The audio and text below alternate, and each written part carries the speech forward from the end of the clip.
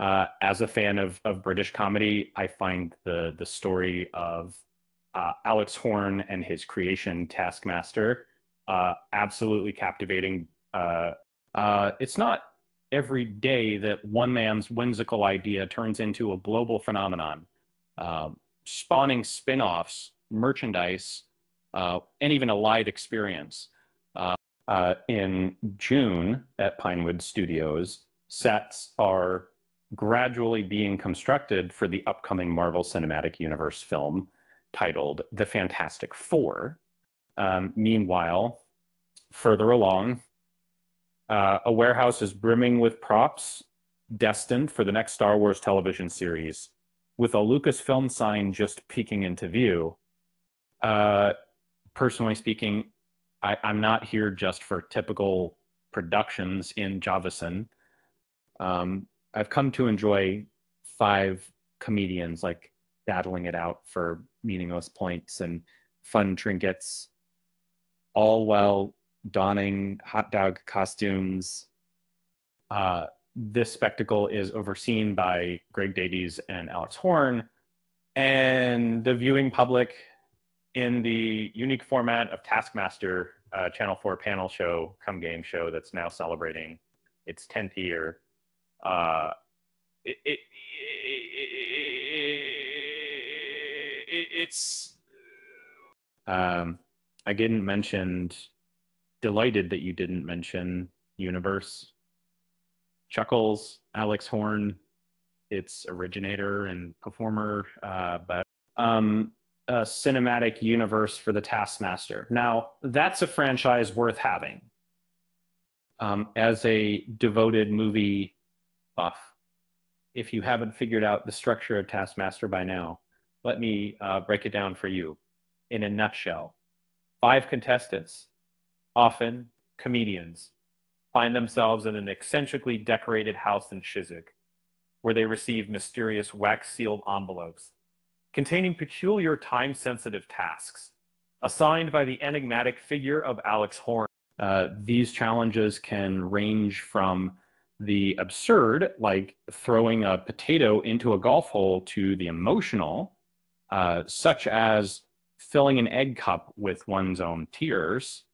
As a dedicated film enthusiast, I found myself captivated by a unique and quirky television show that's now in its 18th series, Taskmaster. And it turns out that that kind of is a small, real voting power who came out. But when it turns out that turns plain making the biggest, in fact, much like other British exports such as Pointless, The Chase, and Strictly Come Dancing, adaptations of Taskmaster have sprung up in various corners of the globe. Initially, the first spin-off was in Belgium, and I had my doubts about its success. Horne admits, we watched it in Flemish, not understanding a single word, but we found it hilarious throughout. He says, uh, suddenly I thought this could work anywhere. Currently, there are several adaptations of a show called Taskmaster in progress across Australia, Canada, New Zealand, Croatia, Spain, Sweden, Norway, Finland, Denmark, and Portugal. Each adaptation features unique overseers and helpers with tasks devised by local crews. To date, over 900 episodes of the international versions of Taskmaster have been produced abroad, which is more than thrice the number of episodes generated in the original home and more of country. And the original action of Horne clarifies that each variation exhibits unique tastes. For instance, the Portuguese edition is lengthier and carries a bolder tone, while the Finnish version is characterized by a somber and moody atmosphere. Notably, Taskmaster Sweden, or Best in Test, diverges significantly from its UK counterpart. gaining more prominence within Swedish borders than the latter does here. According to Horn, Sweden has been quite unusual. He believes it takes place on Saturdays and resembles the format of X Factor. It's surprising how massive it is there. The character I portray seems to have grasped it quickly and even generates tasks for the show himself.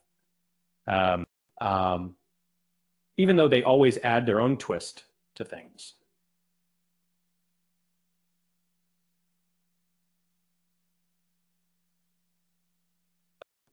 Indeed, Taskmaster Sweden has grown in popularity to the point where it can be watched.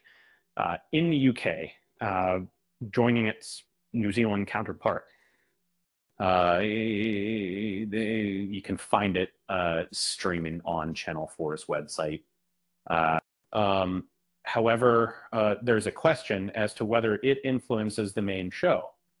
Does Alan ever cast an eye over the tasks created by his international peers, considering if they could be suitable for his own celebrities? He asserts that they've never merely duplicated anything. Instead, he explains that more than 90% of the tasks are his own creation, while the rest is contributed by team members or friends. However, they draw inspiration from shows like Taskmaster Inzi Saint Don Menda, rather than directly replicating them. Their approach is to think they've done something similar. Let's do something different, but inspired by it. The Swedish versions, in particular, are commendable, similar, yet they have a significantly distinct perspective on health and safety compared to us. Not all spin-offs have been successful across different nations. The Spanish and Belgian adaptations each produced just one season, while attempting an American version faced numerous obstacles. For instance, Horn was cast as the assistant, but a new lead musician, Reggie Watts, took on the role of the Taskmaster. However, this adaptation also lasted only one series. According to Horn, there were a few errors made along the way. Essentially, we followed the channel's instructions to shorten the show by half, making it 22 minutes long. All the activities we performed were ones we had already completed before, as we aimed for safety and familiarity. We had to make some adjustments that we're not entirely happy with. Given the opportunity, Greg and I would eagerly repeat the experience in America, only this time under conditions that suit us. Currently, Alex Horn might be preoccupied with the spin-off show that's more locally focused, due to the approaching finale of Taskmaster, starting within a few weeks on Channel 4 is a new series titled Junior Taskmaster. Although there have been UK adaptations of this format in the past, such as the Champion of Champions, where former winners compete, this junior version will introduce fresh faces, Rose Matafeo and Mike Wozniak, stepping into the role of Taskmaster hosts. Matafeo explains that he's working to perfect a unique method of entertaining children, making it endearing and reminiscing about it fondly as they grow older, with a hint of joyful nostalgia. As a previous contestant, and now taking over from Greg Davies in the Kids Edition, Starstruck Star is leading youngsters through their own quirky challenges, eventually reuniting in studio. Because I know that Any Microphone Really Stopped in the Context have a seep in Corky and Meyer City used eventually sequence.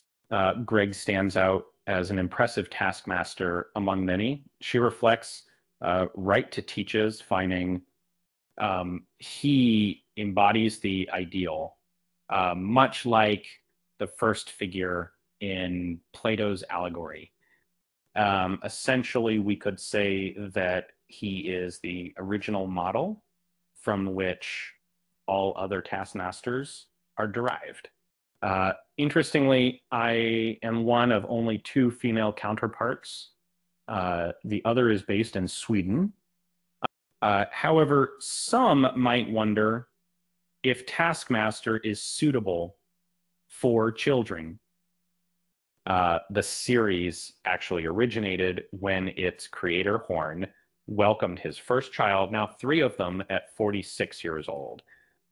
And while he was unable to attend the Edinburgh Festival that year due to his baby being a newborn, he came up with an idea. Creating challenges or tasks for comedians. Since he had connections within this circle who he felt it would be enjoyable. In August 2009, he sent out emails to 20 comedians, and the following year compiled their work for a late night special show. The idea for a junior version emerged when Horn found himself confined at home due to the pandemic again. He noticed that numerous families were engaging in activities together as a way to fill their time. And then in the mid-1930s, and what these producers mean, a school of her also led to get to this. He mentions that for a long time, he's been engaging activities with children, particularly on the set and off, spanning over numerous years. Soon after a couple of series, he began participating in activities at elementary schools. And then we initiated an educational version of Taskmaster, collaborating with other young students from primary schools. At present, approximately 800 schools have enrolled in Taskmaster Education, a program that integrates aspects of the popular show into teaching, teamwork, problem solving, and various curriculum-related skills. Starting from 2023, schools are also given the option to establish after-school Taskmaster clubs, which might occasionally see visits from the renowned Horn for special events. And as a film enthusiast, I have had the joy of witnessing children immerse themselves in it, ingeniously tackling challenges. And it has been nothing short of uplifting. Those wouldn't want to come off as overly virtuous. It's uplifting, yet amusing at the same time. It begins where helping them get, well, it simply felt intuitive to give it a shot. You might say,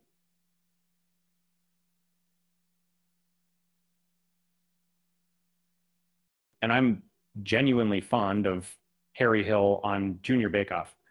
To me, it represents an approach that respects children's intelligence rather than just finding humor in their innocence. Instead, it showcases kids excelling at being kids. On the junior version of the series, Mike Wozniak steps into the assistant role previously held by Horn. Notably, Wozniak was also a competitor in 2021. After spending several weeks filming alongside the children, he expresses that it could potentially surpass the original against, according to Wozniak, their methodology towards various matters is remarkably unique and at times even more creative than a typical adult stand-up comic would present. He further adds that the tasks are entirely fresh and haven't been simplified or made less challenging in any sense. I myself can't guarantee that the approach will succeed, as these aren't familiar faces. They're unknown children to me. We're putting faith in them being captivating enough, which is quite a burden for their young age. However, we shall soon discover the outcome. Given the widespread appeal of the program across all age groups, especially among younger viewers, which has resulted in a family-friendly edited version airing during Sunday's tea time and online, there's good reason to anticipate the success of the upcoming spin-off. Interestingly, it appears that Horn's children are the only ones not fond of the show. As a parent of three, it's quite exasperating. They refuse to watch it since I'm part of it myself. And Horn chuckles. It's one of the rare shows that we enjoy watching collectively. This fall, Linden has introduced the live version of Taskmaster, allowing people to participate by completing tasks similar to those on the show, all while being encouraged by recorded messages from Alex Horn and Greg Davis. Horn expresses that it's a bit intimidating stepping into a new environment, but feels like going back to our roots, producing shows at the Edinburgh Festival. And apart from the virtual reality game, you can create a similar experience at home with books, board games, Christmas crackers, and an array of merchandise, all selling in massive quantities globally. And this is done because City, their work in the public. However, as per Horn's statement, it seems unlikely that there will be any new TV spin-offs for the time being. He muses, we've tried out a trial run for Foodmaster. We've discussed ideas like Dogmaster and Carmaster, among others. However, I believe we are content with our progress at the moment. There's always a risk of watering down the product that is changed and beaten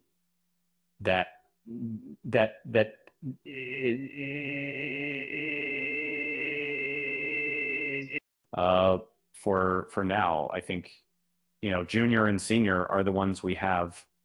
However, it appears quite overwhelming to manage context. One might wonder if Horn, man at the helm, frets about potentially losing grip over it. He concedes that it's a persistent concern of his similar stock right now. I'm juggling everything mentally, he says. From the holiday cracker tasks to the jokes, every bit of it is in my mind to really weird. At the moment, we're not operating at our maximum potential physical and sexual policy cluster anyway. If we reach that point, we likely won't be able to perform that action. However, it's important to note that we only take on tasks that are beneficial. As of now, I don't feel like we've lost control or